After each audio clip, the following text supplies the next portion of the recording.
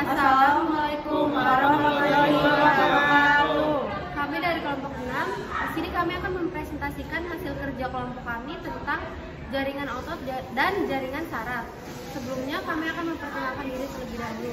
Nama saya Umuaidillah Wahdasyah. Nama saya Anggun Salwaninda Suparman. Nama saya Lintang.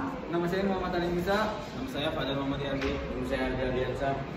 Happy watching.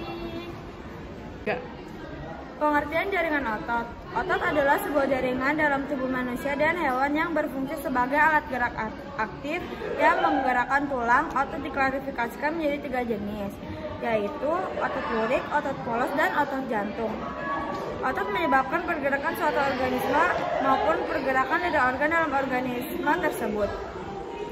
Otot lurik adalah otot yang melekat dan menutupi rangka tubuh. Oleh sebab itu, otot lurik disebut juga otot rangka. Alasan mengapa disebut otot lurik karena sel otot ini memiliki bagian yang gelap dan terang atau memberikan penampakan seperti lurik. Otot jantung atau miokardium merupakan jaringan otot khusus yang membentuk jantung. Berbeda dengan jaringan otot rangka seperti yang ada di lengan dan tungkai, gerakan yang dihasilkan jaringan otot jantung tidak disengaja. Yang ketiga ada otot polos, merupakan otot yang bekerja tanpa kita sadari atau kehendaki. Otot polos bekerja atas perintah otot dan kebutuhan tubuh. Otot ini tersebar di seluruh tubuh, mulai dari saluran pernafasan, rahim, kandung kemih, hingga saluran pencernaan. Ciri-ciri jaringan otot: 1. Hanya memiliki satu inti sel yang berada di bagian tengah. 2.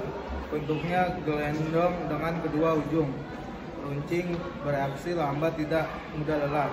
3. Terdapat pada otot peredaran darah, otot urat nadi, otot usus. 4. Termasuk otot involuter atau otonom. 5. Tidak mempunyai garis melintang. Fungsi jaringan otot: 1. Menjaga tubuh tetap stabil sebagai penopang tubuh sekaligus melindungi tulang belakang. 2. Menjaga postur tubuh. Jaringan otot di tubuh juga berperan dalam mengatur postur. Untuk mendapatkan postur yang baik, Anda perlu memiliki kelenturan dan kekuatan yang tepat. 3. Memompa darah. Jaringan otot jantung berfungsi dalam sirkulasi tubuh dengan memompa darah dari jantung ke seluruh tubuh. Fungsi jaringan otot: mengatur pencernaan. Saluran pencernaan juga diatur oleh otot polos. Otot ini berada di mulut serta di organ pencernaan lain seperti hati, pankreas, dan kantong empedu, bahkan anus. 2. Membantu pernapasan. Otot yang berperan untuk penting dalam pernapasan adalah diafragma. Diafragma terletak di bawah paru-paru, akan berkontraksi saat mengambil napas, lalu kembali relaksasi saat menghela napas. Jaringan saraf.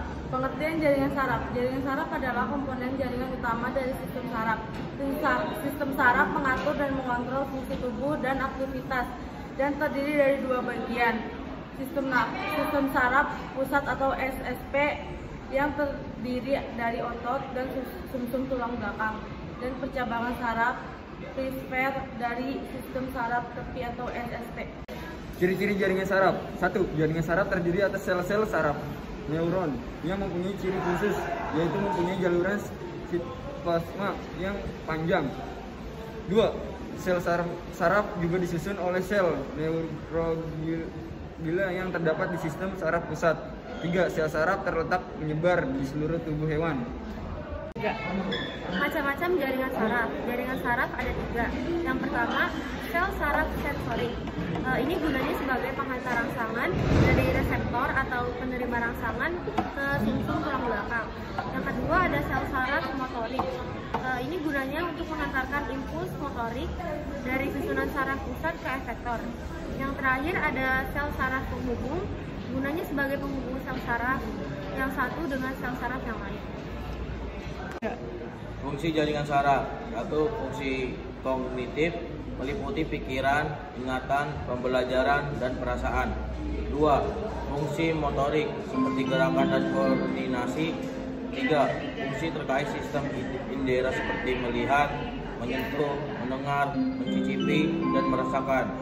4. Pernapasan, termasuk ritme jantung dan frekuensi napas. 3. Fungsi jaringan saraf. 5. Respon terhadap situasi mendesak, stres, dan nyeri atau sakit. 6. Menjalankan proses pencernaan seperti menjalankan proses pencernaan, termasuk merasakan lapar, haus, dan kapan merasa kenyang. Yang ketujuh, proses tubuh lainnya seperti pubertas dan produksi hormon dalam sistem endokrin. Sekian dari kelompok kami, kurang lebihnya mohon maaf. Wassalamualaikum warahmatullahi wabarakatuh.